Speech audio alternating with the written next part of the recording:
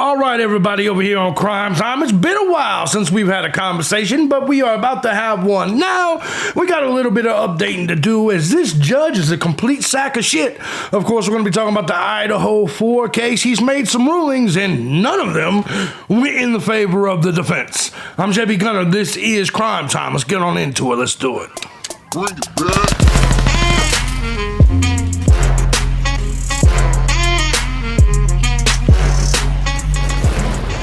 What's going on, everybody? I hope you guys are all having a fantastic week. As you guys know, I'm JB Gunner. This is Crime Time. Man, I feel like it's been months since we've talked, but it really ain't been that damn long. Anyways, before we get into the story, I want to say thank you to everybody that supports the channel. Hell, any of my channels, regardless of platform, regardless of method you choose, whether it's Cash App, Patreon, Venmo, PayPal. Truth is, I couldn't do this each and every day as often as I do over the last 19 years on all these different channels and platforms if it wasn't for you, the Gun Squad. I love you guys so much. If you too found my content valuable, feel free to hit the links down below. Support the channel, man. Join the Gun Squad. You can also find the links to some of my other content, including my live stream. You can just go to my homepage and scroll down here on YouTube, and you'll see them down there. All right, let's get into some shit. Guys, as you guys know, there's been a little bit released here. We had a couple things. This says 423. It's not even 423 yet. It's 422. But anyway, it's 420 here. And then we got some shit that was released on the 18th. They're quite... Each of these things have like 20, 11, 15, 30 pages, things of that nature.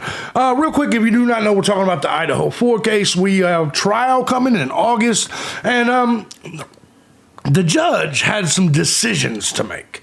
And the judge has indeed made some decisions when it comes to this case. So let's go ahead and take a look at it and see what kind of decisions he has made.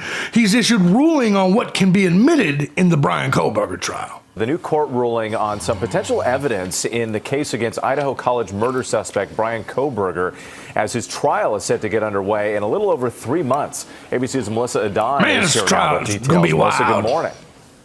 Good morning. So the judge for the Idaho College murders case is laying the groundwork with these critical decisions ahead of the high-profile murder trial this summer. Murder.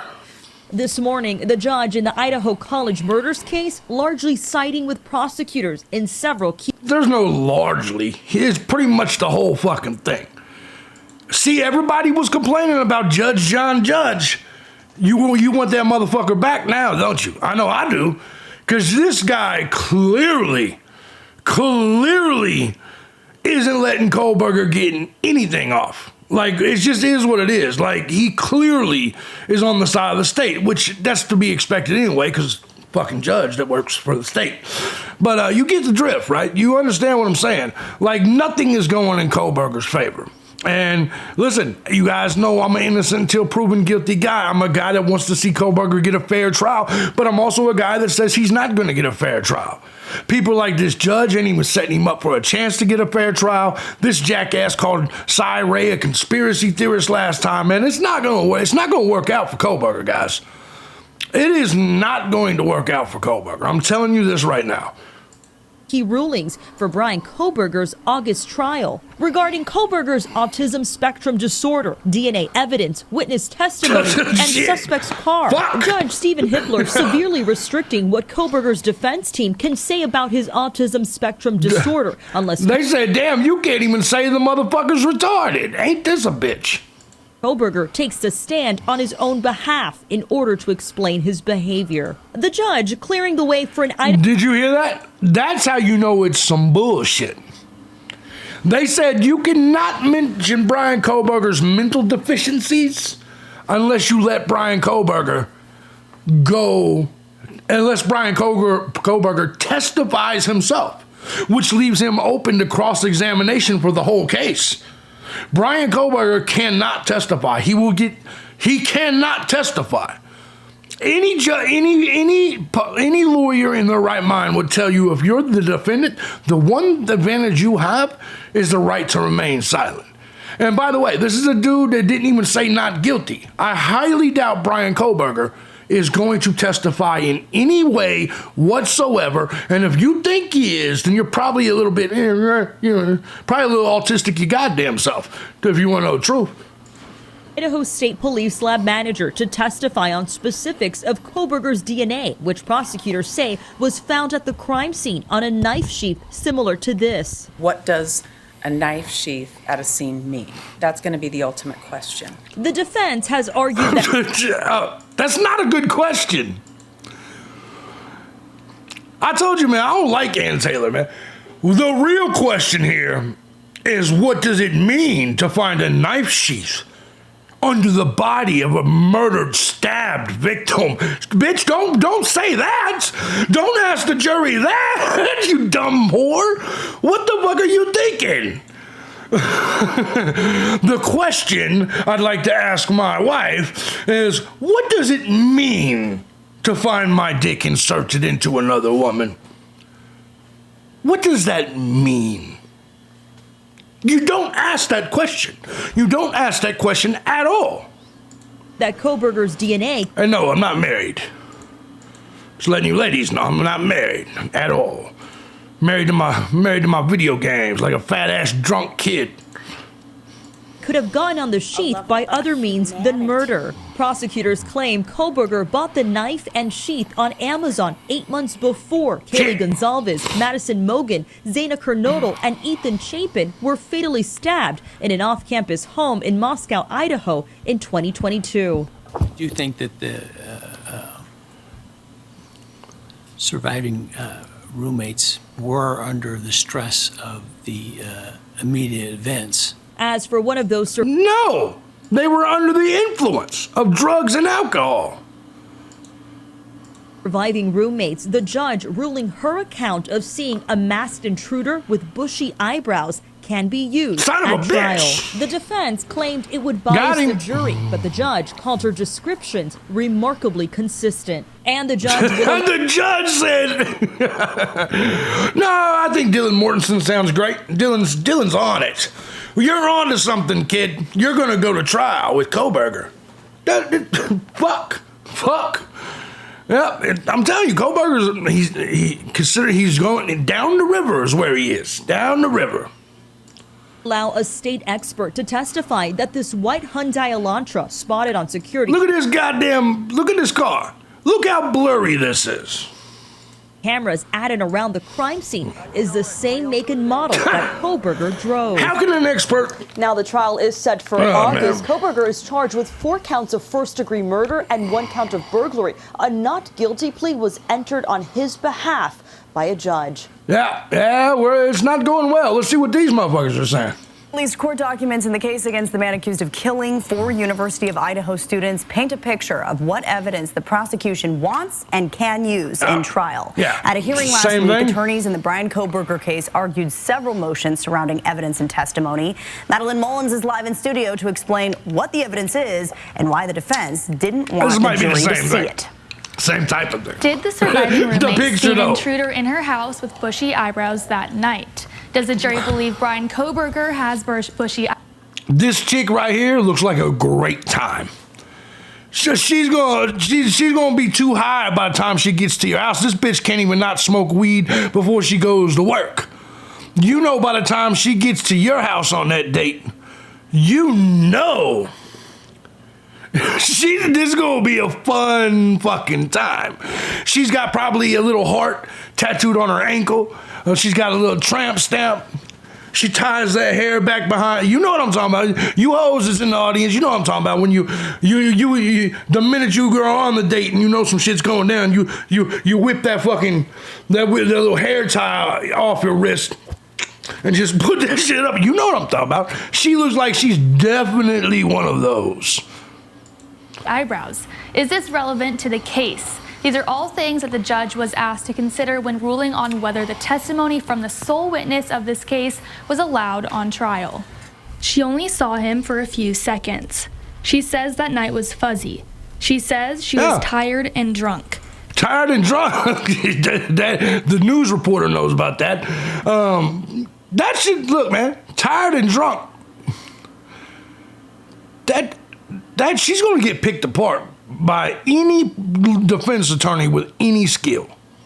These are all reasons why the defense says the testimony from the surviving roommate should not be allowed in trial. The state arguing that because of that, because she is the surviving roommate and the sole witness, this testimony is relevant to the case. The judge agreeing, saying that her account of what she saw and the physical characteristics of the intruder were remarkably consistent throughout all 5 interviews and her grand jury testimony. And that her testimony about bushy eyebrows is highly relevant in this case. Wow. This was not the only testimony that the judge considered. The defense also filed a motion asking that the state not refer to the white sedan that was seen on surveillance cameras near the crime scene as the suspect vehicle. The defense arguing that the state does not know for sure that Kohberger's car was... And she's right. They're right. They don't know for sure. ...the car seen on that surveillance footage. The state saying that in trial, it plans to have expert testimony to prove that the car at the scene was in fact Bryan Kohberger's car. Oh. The judge ruling that the testimony... Damn, they must have some serious evidence then on that, dude. I mean, there must be something that they have. I don't know what it could be. There has to be another camera, a piece of camera footage or something. There just has to be something. It can't just be what all the tourists in the community say, it don't have a front plate, JB, it don't have... Shut the fuck up. That can't be just it. I've never had a front plate in my life, and I've lived in like 30 states. ...can take place. The judge ruled on motions regarding what language can be used during testimony about DNA evidence and is considering a motion about whether or not Kohberger's family will be allowed in the courtroom. And more information about these rulings can be found on our website at kxly.com. In studio, I'm All right, so we'll get rid of her. A lot of these are probably going to say the exact same thing. There is one I do want to listen to, though, and it's going to be Bumfeld. Tell me what you got, Bumfeld. I am guilty of it. What? I poke around on Amazon. I put stuff in the cart. Sometimes I buy it. Sometimes I just forget about it. That's Sometimes right. I change my mind. Bumfeld's getting based. Amazon's always good at reminding me, though, if I forget. Yeah. One thing I do not do. Don't do it. Shut up. I do not look for ways to erase the fact that I was ever at those sites in the first place. Oh. What? And if I am ever charged with 4 murders, that's probably going to help my defense. Yeah. Not so much for Bryan Kohberger. Oh, shit. New documents that just dropped tonight show Idaho prosecutors have some more heavy ammo against him in his quadruple murder case. Oh, no. We had been kept from these details for 2.5 years. That pesky gag order Oh. is into it. But little by little, more Oh, man. morsels of information are dropping in the way of pretrial court documents, and tonight, a bombshell. Give it to me. We already knew that Kohberger's Amazon history showed that he bought a K-bar knife, according to the prosecutors, and a K-bar sheath and a sharpener months before the murders. Yes. And we also learned that he searched for what the prosecutors call a replacement knife and sheath Yes. after the murders. Yes. Yes, that's what got me to change my opinion. But go ahead. But today we learned that whoever's fingers were doing the walking on that Amazon account All right. looked for ways to delete that shopping history. No! Right? No! Bryan, no! You got to be the dumbest motherfucker. I'm glad I've never committed a crime with you. You got to be the dumbest motherfucker. I'm just hearing this for the first time right here, right now. No! He tried to delete the browsing history? Oh, no. It's done, y'all. I'm sorry. And I get it, there's a lot of tards out of snack cakers out of them motherfuckers. That's going to be like, that's still not enough. It's enough to convince me that he did it. Piece by piece, this case is coming together, man. I still wouldn't say yes if I was on the jury. Not yet. But come on. In your inner soul, you gotta know this shit looks bad. Really, really fucking bad. After the murders. After the murders. Bad fact. Prosecution documents also show that the K-bar knife and sheath were, quote, shipped to Bryan Kohberger at his family address in Pennsylvania, end quote. Okay. We don't know who in the family bought it. Oh, yeah, it probably the guy it was shipped to. It's on trial for 4 murders. You don't know that, JB. Call it a hunch. Call it a hunch. You know what I mean? Documents continue with, quote, after the homicides, activity from the same account showed the user navigated pages related to the deletion of activity account activity, and a week later viewed pages associated with K-Bar knife and sheath. This evidence establishes significant connection between defendant and K-Bar knife and sheath. Oh no! It's hard enough to hide something like that in real life, but whoever killed those poor kids was able to hide that. Because no one's ever found the actual K-Bar knife. Darwin, do we know that for sure? Screwed up with that, or she. Yeah. This was found under the body of Maddie Mogan. True. And on that little snap, DNA. Yeah. Prosecutors say that DNA led them right to Kohberger. God damn it, Bumfeld. I hate to say you're right, but bitch, you're right. I believe the legal term for the stuff we learned in the document tonight is called mic drop. Lisa Bonner knows a lot more about that technical stuff than I do. She's a managing partner. You just call her Lisa Boner? Ain't nobody getting a boner with that goddamn head. You see the shape of that fucking head? That is an outstanding head. That is like a beyond. That's alien-like. Partner of Bonner Law, and she's here with me live. Lisa, evidence found is one thing, but evidence that a defendant tries to hide is sometimes even more powerful. Yes, it is. Yes, it is. Oh, do you hear this, man? Is this a chick? Do you hear this thing's voice? Did you get a tranny in here on us, Bumvet? In this instance, it led them to connect significantly the search history and the connection between the knife sheath and the DNA. Is this bitch a referee for the WNBA? What the fuck is going on? The search history clearly shows that the same account that was used to search for the knife, to ship to the knife, and to delete the history was the same name and email and the purchase history of the defendant. And that's never good. Ashley. That's not good, no. That's a mic drop. So here's another mic-ish. Oh, she's African American. That's why you said mic drop. It's some rapper thing, some hippity hopper thing, huh? Okay, I'm feeling you. I'm feeling you. Let's go ahead, continue. A little like lavalier drop, and that is that they also said it's a family.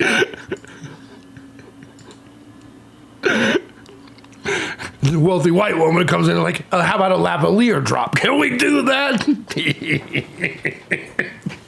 Oh, good goddamn times.